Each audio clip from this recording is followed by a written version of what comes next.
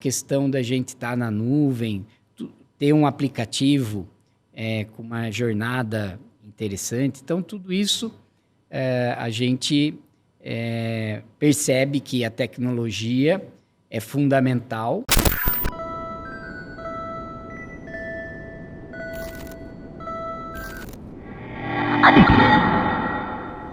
Muito bem-vindo ao TegraCast. O TegraCast é o podcast sobre transformação digital na prática. Com o apoio do Espaço Bandeiras em Votorantim, no estúdio Rodrone. Hoje eu tenho um convidado muito especial, Jorge Proença. Muito bem-vindo. Olá, Polis. Olá, Guilherme. Tudo bem? Eu estou muito feliz de estar aqui, poder estar conversando com seus clientes, as pessoas que acreditam na tecnologia séria, na tecnologia para resultado. Estou aqui num contexto muito aberto a poder trazer conteúdo que realmente seja relevante, para quem vai pegar o seu tempo valioso e dedicar para nos assistir. E também conosco aqui o meu co-host, Guilherme Bastos. Boa tarde, pessoal. Eu sou Guilherme Bastos, responsável pela parte de operações da Tegra. Também recebo e agradeço aí a possibilidade de falar com o Jorge hoje. Bom, você que está acompanhando a gente aqui, Jorge Proença, nosso convidado especial de hoje. O Jorge Proença, ele vai se apresentar aqui um pouquinho da sua história, mas o Jorge Proença, ele é escritor, empreendedor, executivo, inovador, de vários segmentos. O homem é brabo. Então, assim, quando eu conheci esse cara aqui, eu falei, caraca, velho, um dia eu vou chegar a ser igual esse cara aí. E agora estamos aqui conversando. Jorge, se apresenta um pouquinho, conta um pouquinho da sua trajetória, quem é você? Bom, desafio de falar da gente em poucos minutos, e até que o foco aqui é tecnologia, então eu vou buscar esse viés, para provocar um pouco, quem está nos assistindo aí. Eu vim para Sorocaba, com 14 anos, e como não conhecia ninguém, eu tinha um curso de computação, e eu pedi para minha mãe para poder fazer aquele curso, e isso mudou minha vida. Eu acabei sendo o melhor aluno na época, ganhei um computador, não tinha condição de comprar, um microcomputador, era um TK-83 com botões de borracha, Já entreguei minha idade aqui, Mas eu tenho bons 55 anos, então, além de tudo isso que você falou, eu também sou apaixonado por tecnologia, desde aquela época. Aos 19, enquanto eu estava na faculdade, eu abri minha primeira empresa, eu fiz FATEC aqui em Sorocaba, e aí as coisas começaram, Fui perceber que empreender era interessante, era arriscado, era desafiador. Na época não tinha o modelo startup, Era uma empresa, uma empresinha, uma firma, São coisas do passado, mas que tinham um modelo próximo do que tem hoje, Talvez com menos oportunidade, menos informação. Era no tempo sem internet, internetless, Internet. E esse mundo era muito mais difícil de acessar. Então, tinha o desafio, mas tinha oportunidades que também, por ser difícil de alcançar, poucos iam, E aí, criei uma empresa de RP, desenvolvimento, lá em Clipper, na época, Depois, acabei tendo êxito aqui em Sorocaba, fui para São Paulo, ampliei a empresa lá, comecei a atender grandes empresas, fiz associações, comecei a entender um pouco desse mundo de negócios, muito focado ainda em RP, O sistema de gestão começou como uma grande paixão ali, uma grande competência que eu fui desenvolvendo, Gostava de codar, apesar de eu estar à frente da empresa, então nem sempre tinha tempo, né, para codar. E isso trouxe uma grande experiência, né, poder enfrentar esse mercado tão jovem.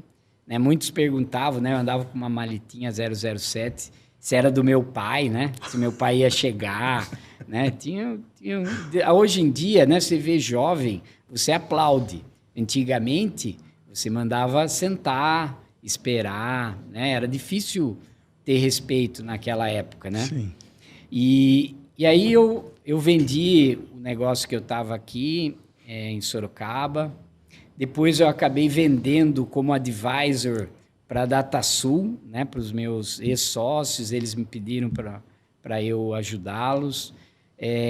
Eu já tive uma franquia da TOTUS, né? Vendi também quando a TOTUS resolveu concentrar em poucas franquias. Uhum.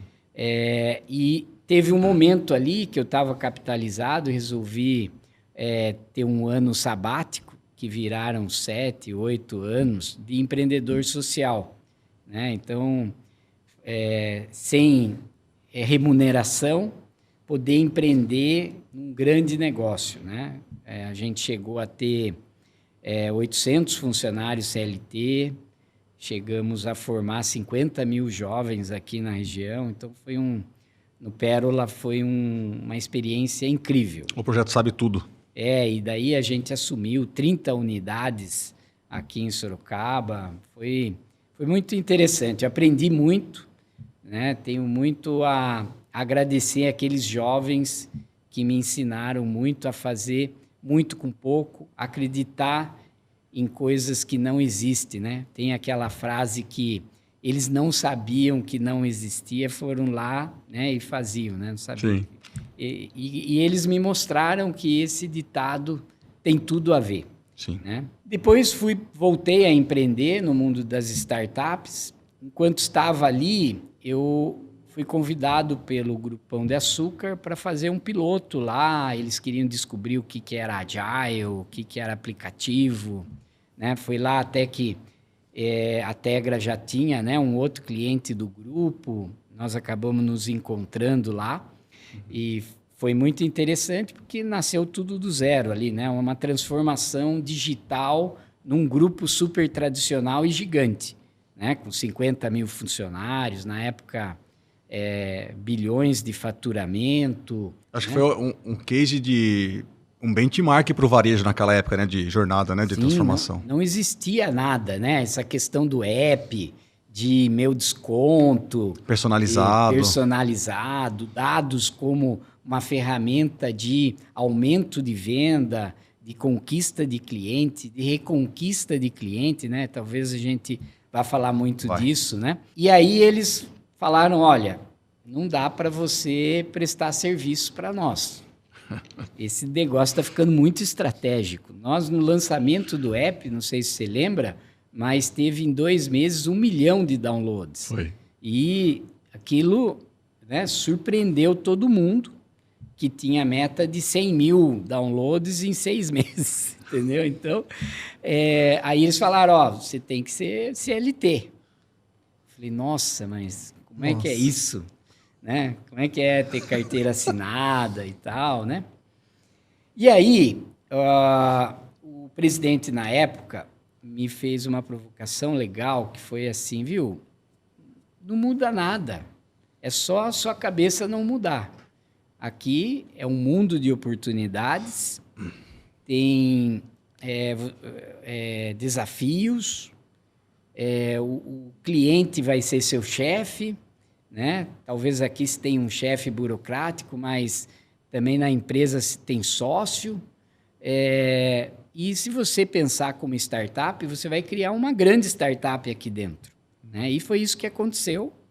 Né? Do 0 downloads, eu entreguei em 2021, né? que eu saí do grupo, continuei no grupo, mas saí do GPA com 12 milhões de downloads, né? Um faturamento de mais de bi no e-commerce. Crescimento, então, cara. Foi um negócio, o Agile aconteceu na empresa, numa empresa tradicional, né? Então, e aí eu fui para a Stix, né? Fidelidade, que é onde eu estou agora, tem 2 anos, e que é uma empresa do Grupo Pão de Açúcar e da Raia Drogasil, que tem especialidade em fidelidade.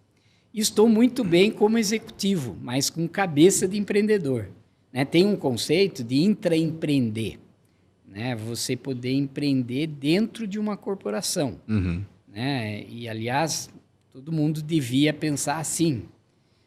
Até as startups maiores transformam, né, os fundadores em executivos e buscam isso. Você continuar com o mindset de empreendedor. Né? Fazer mais com menos, buscar um processo de superar os desafios de forma diferente do modelo tradicional. Né? E foi assim, eu fiquei 4 anos lá e realmente é verdade tudo aquilo que o ex-presidente lá me falou. Né? Você pode, sim, empreender dentro de uma corporação. Né? E agora eu estou com o caminho inverso. Né? A maioria dos executivos vira empreendedor no final de carreira. Né? Eu fiz o inverso e é interessante. O que não pode é você mudar o seu estilo, mudar a forma de fazer. Né? Agora, na Stix, como CIO, eu tenho esse estímulo até. Né? O meu chefe, né? O CEO, é uma pessoa que já participou de empresas do mundo inteiro. Então, ele é uma pessoa de uma visão muito interessante. Então, esse lado meu acaba colaborando com a empresa. Então, é bom, sim, ser executivo. Cara, e o Jorge, o Guilherme, a gente falou vários pontos aqui que ele passou, né? Mas tem uma característica que eu acho que o Jorge tem, do ponto de vista de pensar projetos, ele olha muito para o negócio. É uma visão muito ampla, muito sistêmica, muito olhando todo mundo envolvido ali, cliente, colaboradores, tecnologia, né? E aí, olhando para o nosso histórico aqui de transformação digital, que laços que a gente faz em relação a essa visão sistêmica com a forma de trabalhar da Tegra? Achei muito interessante o que o Jorge colocou. Até né, o ano sabático, que era planejado 1 ano, viraram 7, 8 anos. E você conseguiu trazer resultado para isso também, né? Geralmente, né, Polis, a gente consegue fazer um link disso tudo com a questão do resultado final, né? E quando fala de iniciativa, de empreendedorismo, de inovação, geralmente as pessoas têm um foco muito comercial do resultado, né? E ouvindo o Jorge falar, eu vi que tem um link aqui que, peraí, o resultado não é só o resultado comercial. Eu tenho N formas de conseguir ter resultado e de conseguir criar esse laço todo. Né? Então, fica muito evidente para mim que essa percepção do retorno, ele não é só mensurável financeiramente. Você tem muitas opções de entender isso. E é o que a gente busca no dia a dia também, né? Então, falando nessa questão pensando em ROI, pensando em retorno, pensando em formas de medir, tomando case, ou pode ser o case do Pão de Açúcar, ou outro que você achar mais relevante da sua carreira, quando você vai contabilizar o ROI de um projeto, uma transformação digital, como que é o racional para você criar isso? Não é simples, né? Porque quando você fala em resultado, e eu, Guilherme, foi feliz em puxar esse fio, né? Porque ele tem o lado que é mensurável, né? E tem o lado não mensurável, como o valuation de uma empresa, né? Quanto vale uma marca, né? Você tem o resultado da marca medido de uma forma que dá para mensurar e outra, né, que não, né? Na marca normalmente tem o termo goodwill, né, que é aquilo que a gente não consegue mensurar de uma maneira tradicional, com números, né, muitas vezes. Então, o ROI tem isso também, né? Tem a parte mensurável, né, que a gente pode trazer e medir, né? E tem uma outra parte que ela muitas vezes a valorização da marca, a exposição da marca, um cliente que volta a comprar né, um cliente perdido que volta a comprar tem um valor maior do que um novo cliente. Um cliente novo muitas vezes traz mais grana, né, para a empresa, mas se ele não volta também, você não tem aquele ROI expressando só pelo número efetivo. Então, o ROI ele tem uma metodologia, né? É importante que você tenha um método, que você tenha uma forma, que você possa replicar e fazer e comparar, né, o ROI, porque o ROI está melhorando. Né? Para você dizer que o ROI está melhorando, você tem que ter uma metodologia. Não dá para... É como você medir a satisfação do cliente. Né? Se você vai mudando de método, você perde a referência, né, daquela métrica. Né? Então, o ROI, você deve tratar, né, se possível, desde o início do negócio, né, para que você tenha um histórico, né, e que você consiga mostrar para quem está olhando para a sua empresa, não olhe só, né, o faturamento, né, não olhe só o número de funcionários, né, olhe o que você tem de valioso. Né? E se você está prestando um serviço, que é o caso da Stix, né, a gente tem um ROI que a gente entrega para os nossos parceiros. Né? Então, o Grupo Pão de Açúcar, por exemplo, né, ele dá os sticks para os clientes e os clientes voltam lá porque se sentem valorizados. Então, a gente consegue medir esse ROI. O nosso ROI, ele é diferente do próprio Pão de Açúcar, que muitas vezes ele, por exemplo, faz uma campanha. E aquela campanha pode trazer pessoas que são sticks, mas foi o sticks que trouxe ou foi a campanha? Então, é importante que o ROI também tenha esse viés de análise. Né? Você tem, às vezes, um viés da linha de negócio, você tem um viés financeiro, você tem um viés de produto. Né? Você veja que produto, muitas vezes, precisa de KPIs, de indicadores que extrapolam o conceito financeiro. Né? Haja vista muitas startups que dão prejuízo, mas são valiosas. Né? Como é que uma empresa vale, né, e não dá resultado? Assim é o ROI também, que muitas vezes você tem alguma parte do ROI que não é expressiva, mas se você olhar o todo, você vai ver que o resultado está vindo. Achei muito legal que você colocou na questão do ROI, em medir ele, mas ele também define ações futuras, né? Você projeta produtos e estratégias já pensando no próprio ROI, né? Então, antes de ter a própria iniciativa, você já começa a planejar. Legal, meu ROI vai ser tanto, então eu vou ter aquela ação para poder chegar naquele resultado e vai medindo ao longo do tempo. Eu acho fantástico o negócio da Stix e teu, porque vocês trabalham a questão da fidelidade, né? Que é um negócio extremamente subjetivo, mas fácil de medir, como você acabou de colocar. Não fácil, mas dá para tirar métricas dele, né?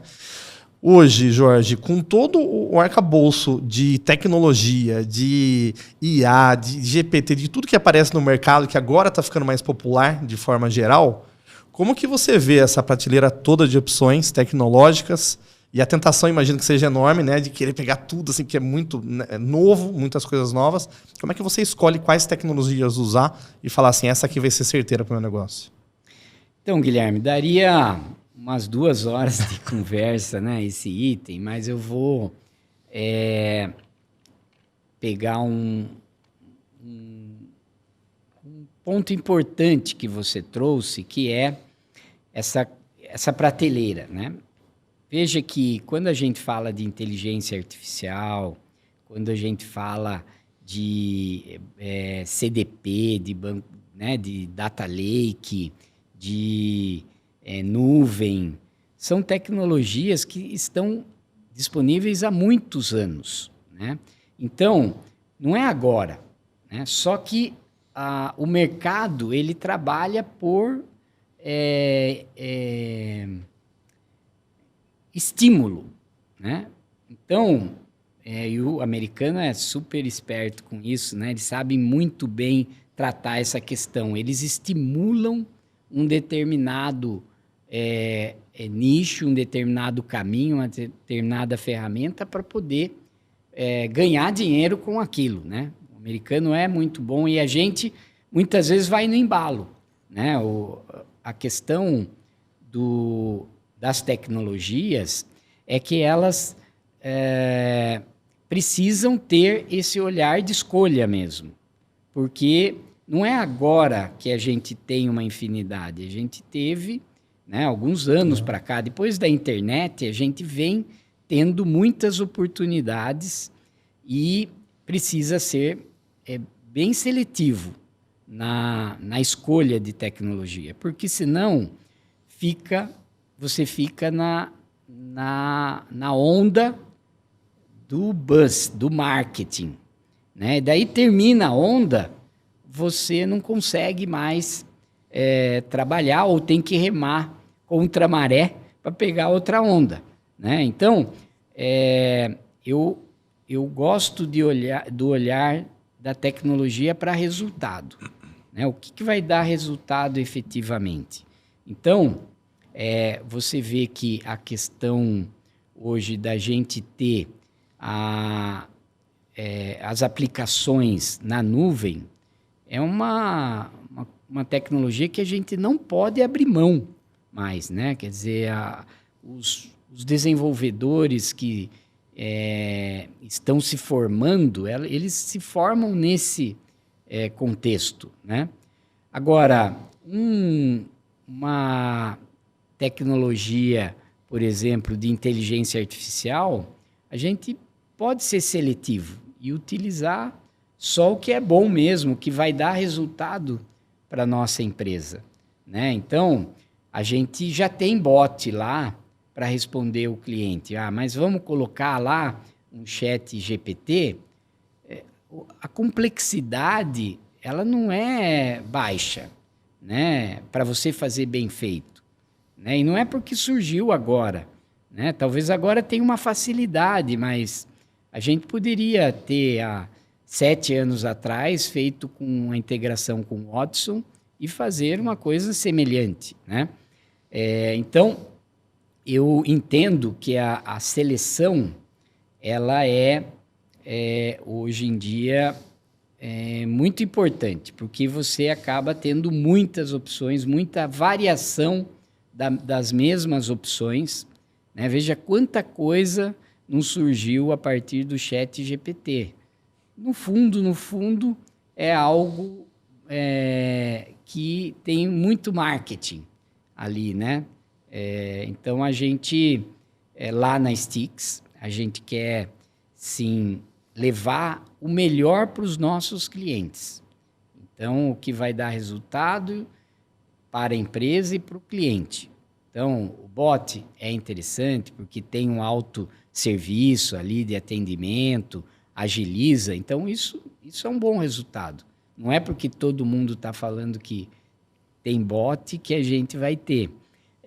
A questão dos sistemas terem segurança, a questão da gente estar na nuvem, ter um aplicativo com uma jornada interessante. Então, tudo isso a gente percebe que a tecnologia é fundamental, mas não é porque o mercado está falando alguma coisa que a gente escolhe. Não é a tecnologia pela tecnologia, é a tecnologia pelo foco no cliente, pelo resultado. Isso aí.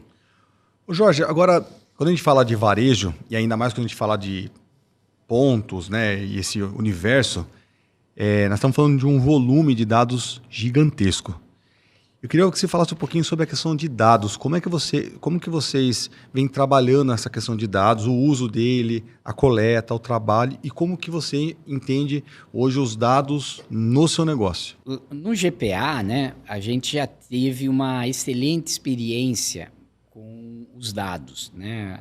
Nesse processo de transformação digital, a gente promoveu um modelo de tomada de decisão a partir de dados. Né? Imagine quanto de informação não tem numa empresa, né, do tamanho de um grupo Pão de Açúcar. Mas foram assim construções que a gente veio fazendo numa empresa que já existia. Então, com muito legado, né, muitos sistemas com partes de informação, né? Então, imagine a gente consolidar isso, né? E na Stix, eu não participei do início, porque eu estava lá no GPA, eu participei, mas indiretamente, né? Mas, felizmente, ela já nasceu com essa visão de ser drivada por dados, né? Então, o nosso Data Lake não é um repositório de dados para ser consultado ou para tomar decisão. Ele também participa do transacional, ou seja, a informação que está ali é a informação que está acontecendo lá no tempo real. Então, o financeiro utiliza as informações do Data Lake, o marketing, a interação com o cliente, né? Então, o nosso Data Lake, ele é um órgão vital da nossa operação.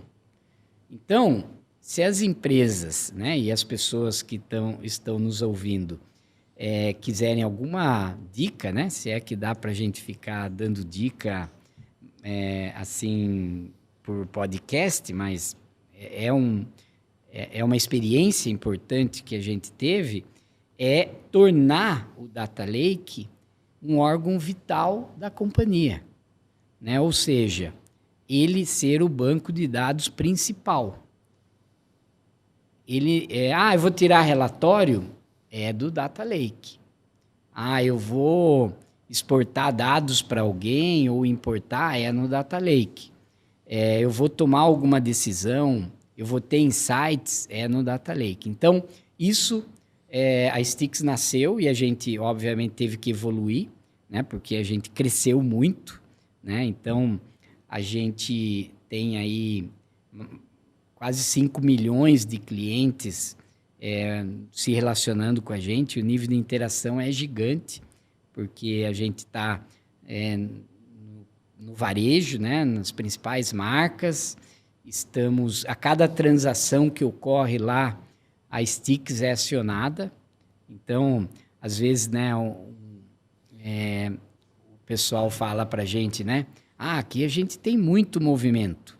Eu falei, então pega esse movimento mais o outro movimento do outro ângulo a mais, a gente tem tudo isso junto. Ano passado a gente teve, só no conceito de saldo, 1 bilhão de transações, né? Então, em tempo real, em milissegundos. Então, além de ser eficiente, tem que ser eficaz, né? Então, o Data Lake para nós é muito importante. A gente utiliza a estrutura da Azure, né?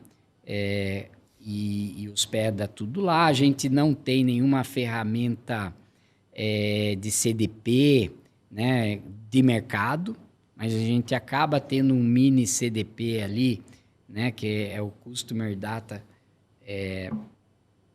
Process, né, que cuida do processo de todos os dados. Na realidade, a gente fala de customer, mas a informação nossa, ela está, como eu falei, transacional. Então, eu tenho informações da empresa inteira ali no nosso Data Lake, né? Você viu essa questão ao volume? Absurdo, porque, né? só até para dar o contexto do que para ficar mais fácil, mas é o seguinte, você foi na boca do caixa e aí você vai fazer uma compra. E aí, na hora que você vai fazer a compra, para saber se você tem pontos, ele vai na Stix.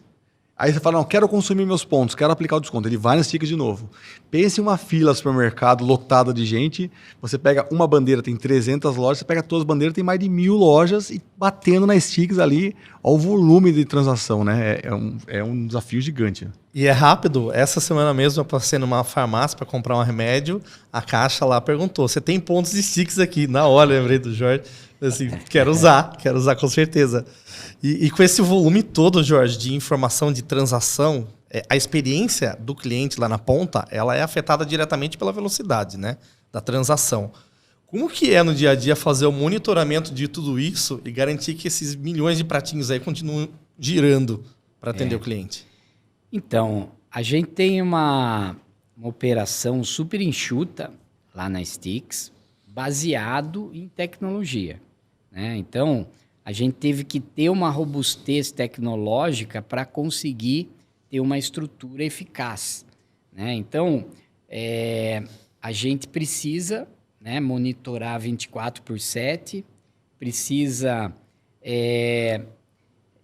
atender os nossos âncoras, né? Então, a gente acaba sendo um B2B2C, né? Então, a gente quer que o cliente, né, como você foi lá na farmácia, tenha uma excelente experiência. Mas no meio está a Raia Drogazil, que está te atendendo, né? Então, eu preciso ter uma boa velocidade com ela para ela entregar uma boa velocidade para você. Então, a gente mede tudo, né? Então, temos uma monitoria de tempo de transação, né, que a gente chama de acúmulo, né? Então, quando você compra, você ganha pontos.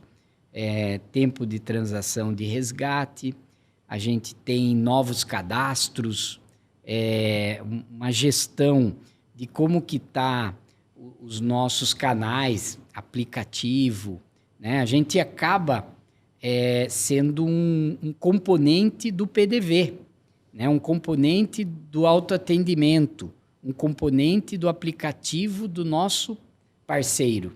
Então, tudo isso precisa ser monitorado, né? Eles têm a monitoria deles, mas a gente muitas vezes descobre antes, né, algo que está acontecendo lá, porque a Stix ela funciona, né, em muitos parceiros, né? Às vezes dá um problema, cai algum serviço, né, de algum provedor, a gente pode saber antes, porque o supermercado tem uma frequência super alta, a farmácia também, então a gente consegue monitorar e tomar ação, né? Mas não é fácil, né? Porque a Stix, como uma coalizão de varejo, ela tem, como o Polis mesmo citou, muitas transações, né?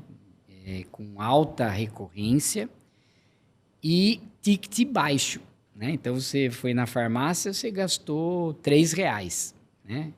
Então, aquela transação eu preciso tratar com a mesma velocidade, com a mesma qualidade.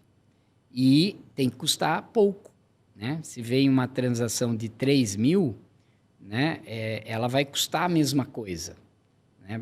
Então, a gente precisa ter uma infraestrutura muito forte. Diferente de uma empresa, por exemplo, com pontos, milhagens aéreas aí, né? Que ele tem um ticket alto, com poucas transações, né? Aí fecha a conta, né? Para nós já é um desafio. Jorge, a questão de liderança nesse processo de trazer os envolvidos. Então, talvez no Stix, com certeza, mas você pode até colocar também outros cases que você já participou, em que você tem que, no processo de transformação digital, você tem que envolver os seus pares, a presidência, os investidores, o time. Então, esse processo de envolver as pessoas, como que é as boas práticas para ter sucesso nesse quesito aí? Então, eu sou uma pessoa drivada por realização, né? E uma pessoa que adora trabalhar com relações, né, interpessoais. Então, o meu desafio é conseguir gerir bem o meu time, ter uma boa liderança, ser um bom parceiro, um bom par, né? Para os meus colegas e tal, né? E, assim, tecnologia não é e não será a principal atora na entrega de um resultado com transformação digital, né? Apesar de ser uma parte importante, ela precisa ter uma parceria com outras áreas.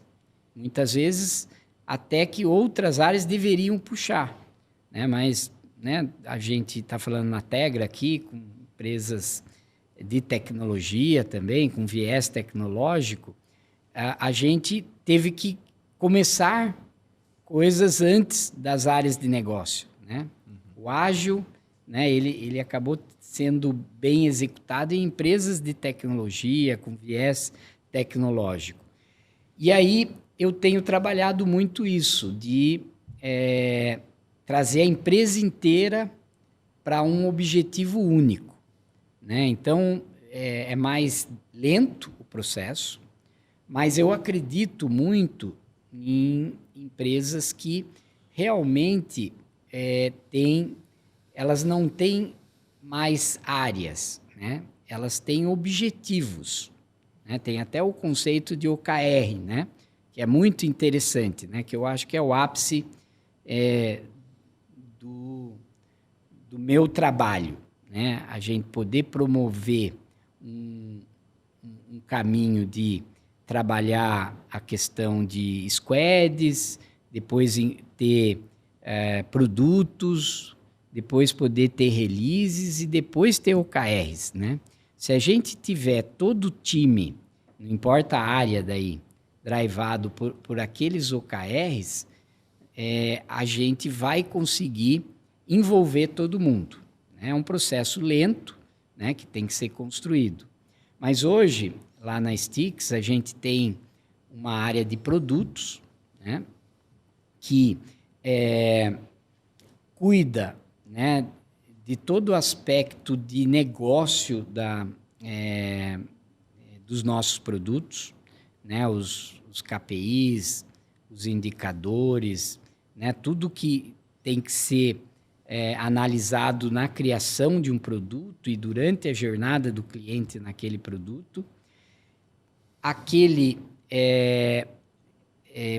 Aquela equipe, né, que está naquele produto, ela é multidisciplinar, então ela vai ter o pessoal de marketing, vai ter o pessoal de CX, né, de experiência do cliente, vai ter os PMs, os Product Managers, vai ter os QAs, os caras de qualidade, os devs, os arquitetos.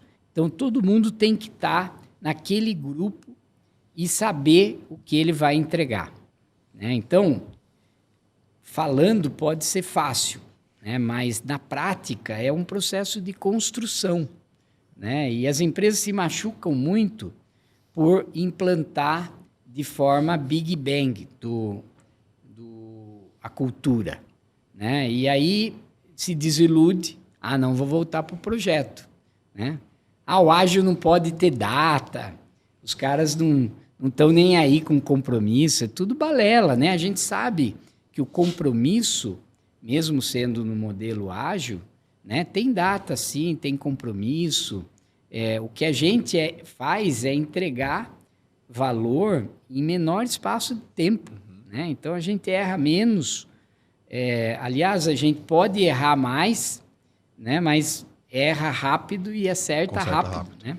Até tem um conceito que eu falo há alguns anos, né, depois do ágil, é separar falha de erro, né? Para mim, errar é interessante, né? Falhar não, né? Eu distingui essas duas, até criei esse conceito, né? Que é para o processo de cultura, né? Eu gosto de criar coisas para levar a cultura para as pessoas, né? Então, a falha é você você não atinge aquele resultado, né, ou tem problemas, não colocando os melhores esforços, não fazendo com os melhores recursos, não estressando todas as possibilidades. Então, é falha. Então, falha não pode se admitir, porque a pessoa, né, fez, como dizem aqui no interior, meia boca, né? Agora, errar, o cara colocou os melhores esforços, planejou, estressou tudo que podia, fez da melhor forma e não deu certo. Aí é erro. Então, esse erro que eu acho válido, porque aí a gente aprende com ele e não comete mais aquele erro, né? A falha não, você vai falhando, segue falhando. A gente tem um parceiro nosso, o Juliano lá, ele é da Califórnia, né? Ele fez uma startup, vendeu e está morando na Califórnia. E ele fala que errar, né, é validação, é validar, porque você deu tudo o melhor, você chegou à conclusão, putz, olha, tá validado. Então, o problema do falhar é que você não valida nada, né? Faltou energia para chegar lá e você tirar uma conclusão. Então, você fez um esforço, mas você fez menos do que deveria, você não validou nada. E você ficou ainda com a dúvida para ver se o negócio é valor ou não é. Legal demais. Bom, a gente falou até agora, então, sobre a questão de volumes, dados, falamos sobre pessoas. Em especial, quanto mais tecnologia envolvida no negócio, é muito comum a questão da segurança. Fraudes. Como é hoje essa questão de os desafios envolvendo segurança, tanto no case do Pão de Açúcar quanto no case da Stix? Eu acho que só está começando, infelizmente, né, esse desafio. E a tecnologia é vital, né? Os fraudadores, as pessoas mal intencionadas estão em poder da tecnologia também, então a gente tem que ser mais rápido, né? Tem que ser melhor do que essas pessoas, né? E como que a gente faz isso? Se aliando, né, a bons parceiros, né? Aqui a gente a Tegra, né, é uma empresa especializada, muitas vezes a gente lá não consegue, né, estudar tudo, né? Então, para a segurança, por exemplo, a gente tem vários parceiros, cada um especialista num conceito. Então, esse é um pouco do caminho que a gente fez, né, para ter uma segurança 99,99%, né? Mas, assim, infelizmente, né, com a digitalização dos negócios, a gente vai assistir muita coisa ruim, porque tem muita gente fazendo às pressas, né? Fazendo de qualquer jeito, né? Isso vai custar. Perde um preço. Muita gente falhando, né? Tá muita gente falhando. Porque... né? Ó a cultura. Exatamente. Jorge, uma questão. Transformação digital, né? Depende de muitas variáveis. A Stix é uma empresa que já nasceu com o conceito de orientação a dados. Tem um executivo sênior que você, que já tem um drive muito forte para resultado, para resiliência e empreendedorismo. Tem uma prateleira de opções do mercado gigantesca, boa parte na crista da onda, realmente na questão da tecnológica. E são cenários muito orientados à inovação, à tecnologia, a tudo isso que a gente está colocando como ponto que é a transformação digital.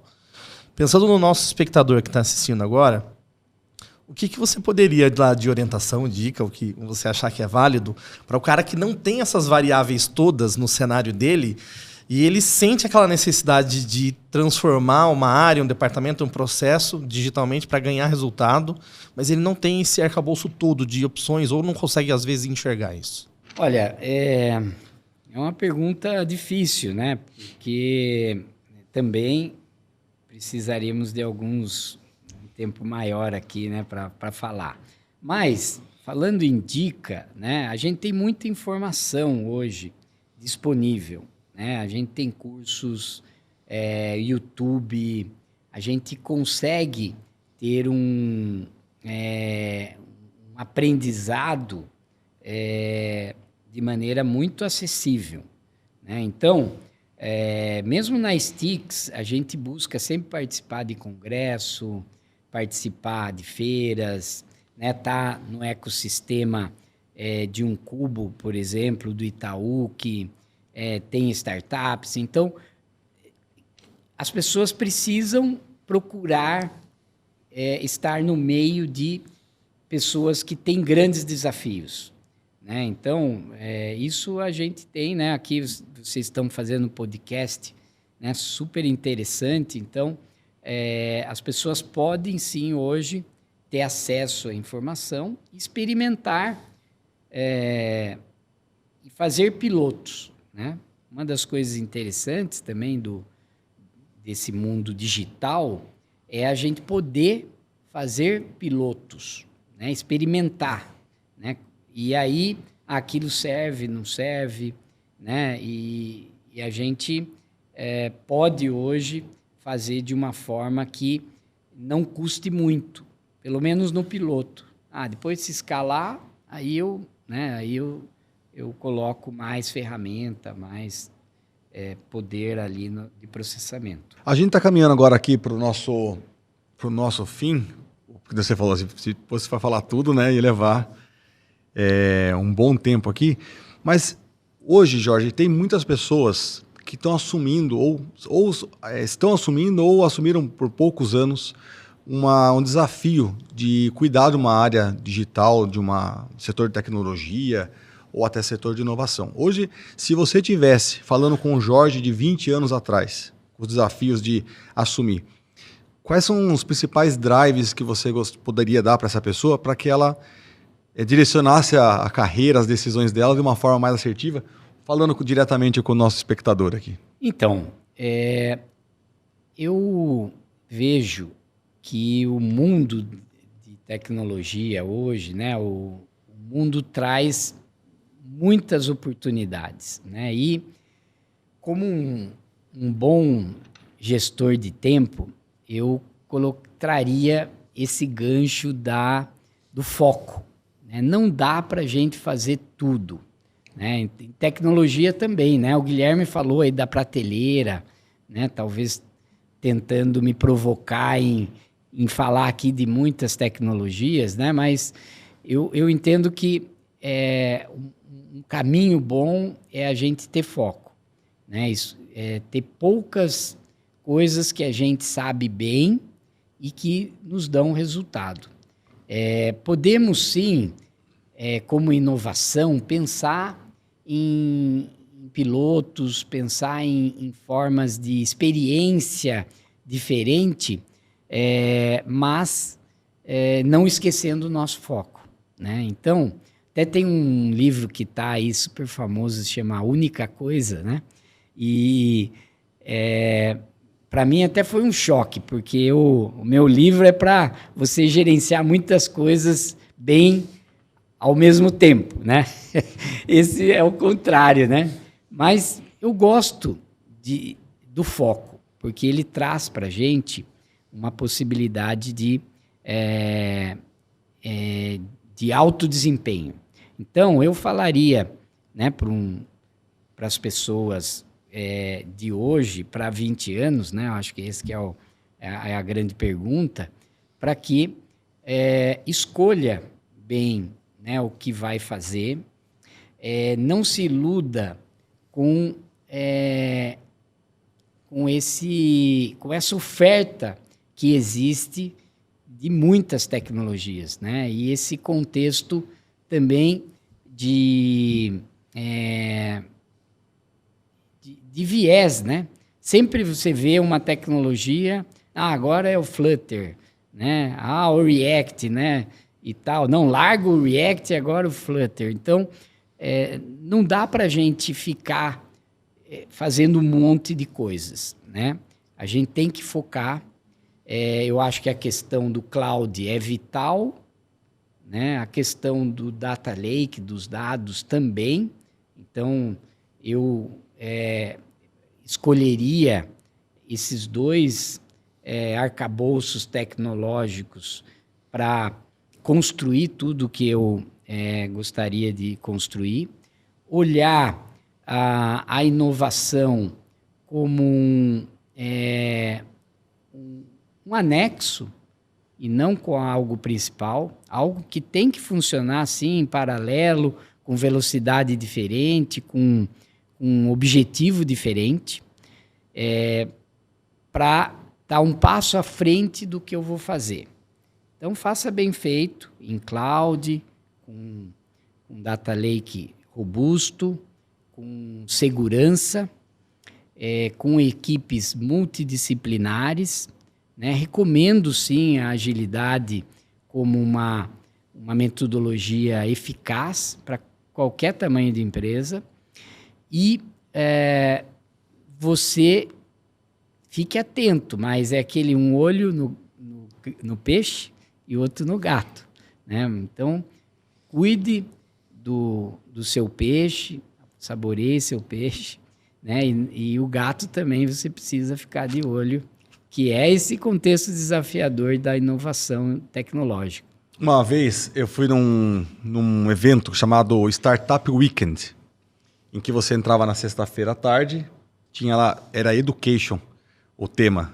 Todo Startup Weekend tinha um tema, e aí, nesse Education, por conta do negócio que o Jorge tinha estava mais à frente na época, ele foi como se fosse o Cicerone ali, o padrinho do evento, né?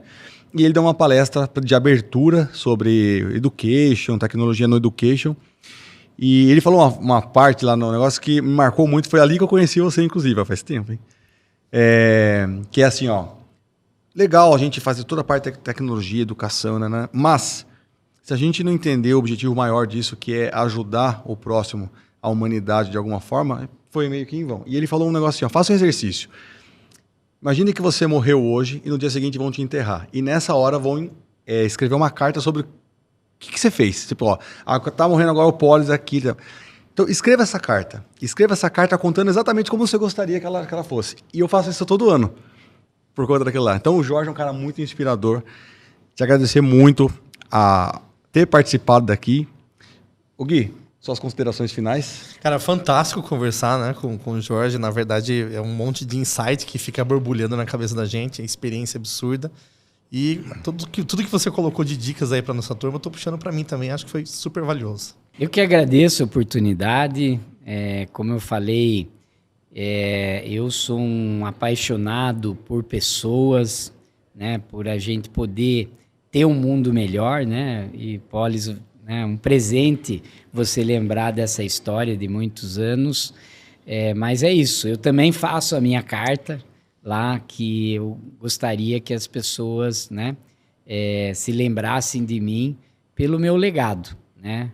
Então, tem duas coisas que eu trabalho muito, né? Que é essa relação, né, que eu preservo muito com as pessoas, e também esse lado de humano, né? Eu posso amar e gostar, né? De pessoas de forma diferente, mas eu preciso sempre amar e gostar das pessoas, sejam elas quais forem. E o especial agradecimento a você, espectador, que acompanhou a gente até aqui. Então, curte, compartilha, comenta, ativa o sininho e principalmente traga os insights, sejam positivos ou negativos, daquilo que vai fazer com que você tire suas dúvidas. O grande objetivo desse podcast é que você consiga compartilhar da experiência de pessoas que realmente aplicaram a transformação digital na prática, sabe o caminho das pedras e principalmente toda dúvida é muito bem-vinda. Então curte, comenta, compartilha, ativa o sininho e eu te vejo no próximo episódio.